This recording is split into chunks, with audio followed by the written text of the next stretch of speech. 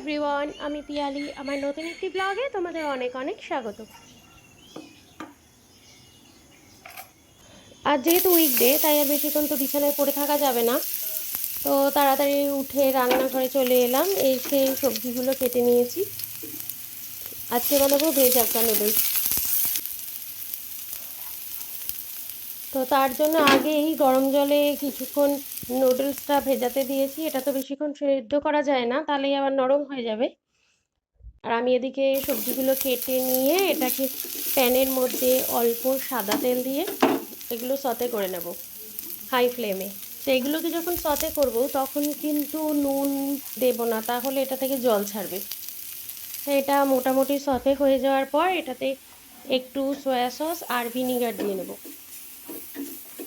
দিয়ে নাড়াচাড়া করার পর মোটামুটি এটা যখন একটু মজে আসবে, তখন ওই যে গরম জলে ভিজিয়ে রাখা যে নুডলসটা, সেটাকে জল ছেঁকে এর মধ্যে দিয়ে দেব।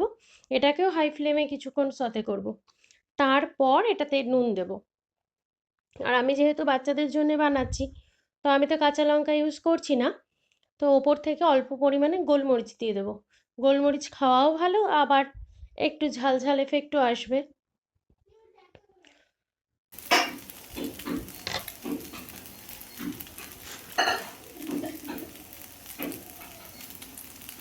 তো এটা প্রায় হয়ে এসেছে। এটাকে আর একটু ভাজা ভাজা করে নিয়ে তারপর এটাকে নামিয়ে ঠান্ডা করে তারপর টিফিন বক্সে ভরবো।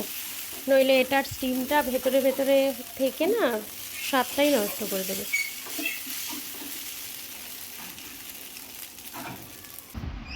তো এদিকে পরি রুহি দুজনেই রেডি হয়ে গেছে।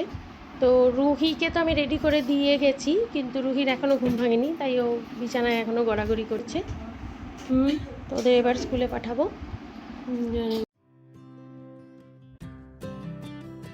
এবার স্কুলে পাঠিয়ে দিয়ে চলে এসেছি ঘরের কাজকর্মগুলো করতে।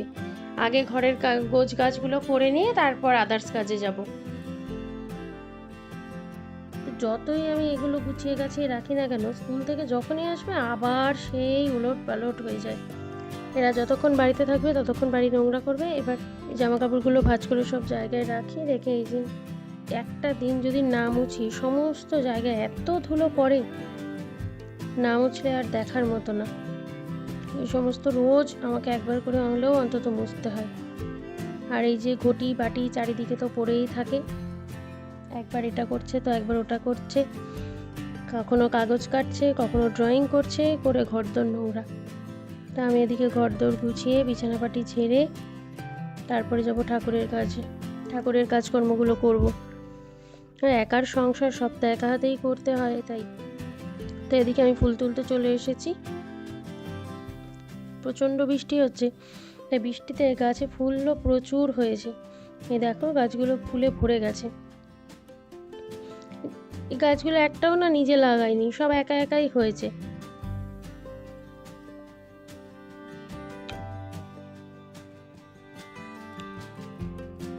তো ঠাকুরের ফুল টুল তুলে আমি স্নান করে পুজো সেরে নিয়ে তারপরে রান্নাঘরে ঢুকবো। কারণ আগে যদি স্নান পুজো এগুলো হয়ে যায়, তাহলে আর কাজের তাড়া থাকে না। আর এই রান্নাবান্না সেরে পুজো করতে গেলেই তখন একটা মাথায় চিন্তা থাকে।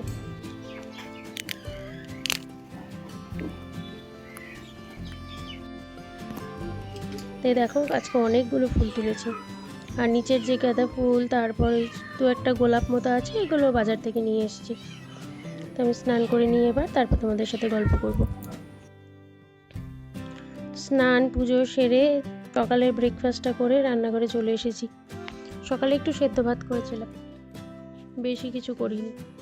আর এখনও সেরকম কিছু করব না, একটা পাঁচমিশালি তরকারি করব, আর দেখি কি করা যায়। আসলে বাইরে থেকে যেহেতু এসেছি, প্রচুর জামা কাপড় রয়েছে কাচাকাচি করার জন্য, ব্যাগগুলো আনপ্যাক করতে হবে, জিনিসপত্র জায়গাটা জায়গায় রাখতে হবে। এইসব করে এখন আর সময় পেলাম না, আজকে অনেকটা দেরিও হয়ে গেছে। তারপরে পাঁচমিশালি যেহেতু তরকারি, তো সবজি পাত কাটতেও সময় লাগে, আর সেগুলো বাড়িতে ছিলও না, যেহেতু বাড়িতে ছিলাম না। তো বাজারওয়ালা ভাই আবার দিয়ে গেল, বাড়ি থেকেই বাজারটা করে নিই, বাজারের গাড়ি আসে আর কি। তো সেখান থেকে বাজার নিয়ে এইসব করতে আর কি দেরি হয়ে গেল আজকে। এটাকে ভালো করে ভেজে মজিয়ে নিয়ে তারপরে শাকগুলো দিয়ে দেবো। বেগুনটা লাস্টে দেবো। বেগুনটা যদি আগে দেই না তাহলে একদম ঘ্যাটা ফ্যাটা হয়ে যাবে, বিচ্ছিরি লাগবে খেতে। তা আগে এই সবজিগুলো যেহেতু সেদ্ধ হতে সময়টা একটু বেশি লাগে, তাই এগুলোকে আগে দিয়ে নিয়েছি। এগুলো প্রায় ভাজা ভাজা হয়েই গেছে। এবারে দিয়ে দিলাম বেগুনটা। ঝালটা একটু কমই দেবো যাতে বাচ্চারা খেতে পারে। তো ঝাল কম দিলে না ওরা তরকারিগুলো খেয়েই নেয়, ঝামেলা করে না। তো ওদেরও প্রায় স্কুল থেকে আসার সময় হয়েই গেল। আসলে বেশ কয়েকদিন তো রান্না বান্না ছিল না, দিব্যি ঘুরেছি ফিরেছি আর টাইমে গিয়ে খেয়ে নিয়েছি। দেখবে বেশি দিন রেস্টে থাকলেও না একটা ক্লান্তি কিন্তু আমাদের মধ্যে ভর করে, আর সেই ক্লান্তি থেকে কাটিয়ে উঠতেও আবার 2-1 দিন সময় লাগে। তা আমারও হয়েছে সেই অবস্থা। 2-3 দিন রেস্ট পাওয়ার পর আজকে প্রচণ্ড লেজি লাগছে।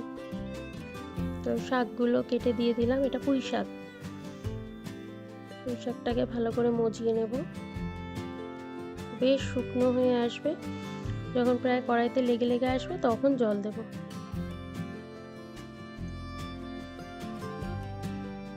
তো মজেও গেছে তরকারিটা। এবার একটু জল দিয়ে দেবো, বেশি দেবো না, অল্পই দেবো। জাস্ট এই আলু, কুমড়ো, পটল এগুলো একটু যাতে সেদ্ধ হয়ে যায়।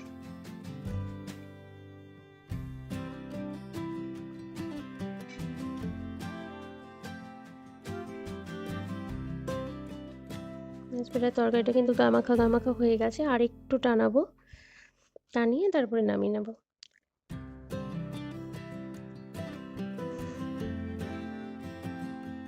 আমার তরকারি কমপ্লিট। আর এদিকে আগে থেকে মুসুর ডাল করে রেখেছি, ডাল আর পুঁই শাকের তরকারি। তো এদিকে পুঁই শাক বলতে পুঁই শাকের যে পাতাটা একটু কুচিয়ে রেখেছি, এটা দিয়ে বড়া করব। স্কুল থেকে চলে এসেছে, ওরা স্নানে গেছে। আমি এখন এই পুঁই শাকের মধ্যে একটু বেসন দিয়ে নিচ্ছি,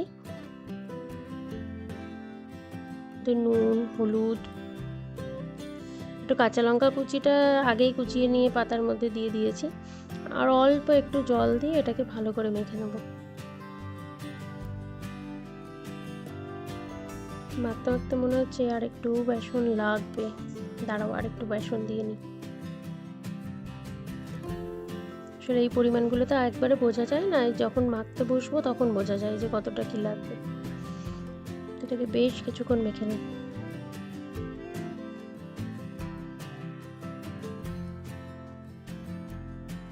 মোটামুটি পাতাগুলো মাখাতেই একদম মজে যাবে সেই রকম আর কি।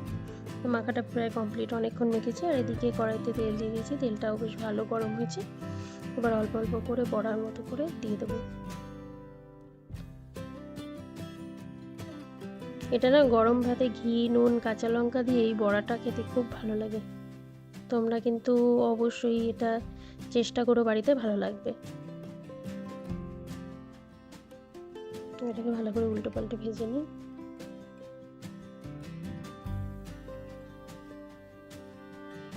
বেশ কড়া হয়ে গেছে বড়াগুলো, দেখেই মনে হচ্ছে না মচমচ করছে। আমার তো এখন ভয়েস ওভার দিতে গিয়ে বড়াগুলো দেখেই লোভ লাগছে। এবার ওদের খেতে দিয়ে দিয়ে, ওদের স্নান হয়ে গেছে, পড়ি আবার যাবে পড়তে, তাই ওকে একটু তাড়াতাড়ি খেতে দিয়ে দিলে ও খেয়ে উঠে একটু রেস্ট নিতে পারে। কারণ ওরা রেস্ট তো নেই, ওদের সময় কোথায় এখন রেস্ট নেয়। আর ওরা বড়ার সাথে একটু ঘিটা পছন্দ করে, তাই ঘি দিয়ে দিলাম। আর পরির একটু কাঁচা লঙ্কা, এখন একটু লঙ্কা খাওয়া শিখেছে। পরি পড়তে গেছে, আমি রুহি দুপুরে একটু ঘুমিয়ে নিয়েছিলাম। তারপরে পরির কিছু নোটস লেখা বাকি ছিল। আসলে স্কুল থেকে প্রচুর নোটস লিখতে দেয়, তো ও যদি এখন বাড়িতে এসে এই নোটসগুলো লিখতে বসে তাহলে আর সময় থাকে না, তাই যতটুকুনি পারি আমি একটু হেল্প করে দিই। তো চলে এসেছে ওখান থেকে বাড়িতে, এখন ওকে একটু ডিম টোস্ট করে দেবো, ওকে আর রুহিকে, সাথে আমিও একটু খাবো। তো এইভাবে এমনি যদি ডিমটা ছেড়ে তার মধ্যে ব্রেডটা দিয়ে করি, সেটা আবার অতটা ওর ভালো লাগে না। ওর যেটুকুও খায়, রুহির ভালো লাগে না। তো ওই জন্য ডিমের মধ্যে একটু চুবিয়ে চুবিয়ে তারপরে করে দিলে পুরো ব্রেডটার মধ্যেই ডিমটা লেগে যায়। তো সেটা মোটামুটি খেয়ে নেয়, নখরা করে না। তো এইভাবেই আর কি কতগুলো ব্রেড করে নেব, কারণ রোজ রোজ না বেশি ঝামেলার টিফিন একদম করতে ইচ্ছে করে না। আর রোজই তো এদের নিত্য নতুন দরকার, পরপর যদি একই রকম টিফিন দেওয়া যায় তাহলে এই ছোটোটা বলে হ্যাঁ এটা করোনি ওটা করোনি, ওই জন্য একটু আলাদা আলাদা করতে হয়। তাই মোটামুটি আমার হয়েও গেছে ভাজাটা। ব্যাস কমপ্লিট। প্লেটে সাজিয়ে নিয়ে সস দিয়ে এই যে দিয়ে দিলাম, আর এটা খেতে থাকুক। ভিডিওটা এখানেই শেষ করছি। যদি তোমাদের ব্লগটা ভালো লেগে থাকে তাহলে লাইক, শেয়ার, সাবস্ক্রাইব অবশ্যই করো।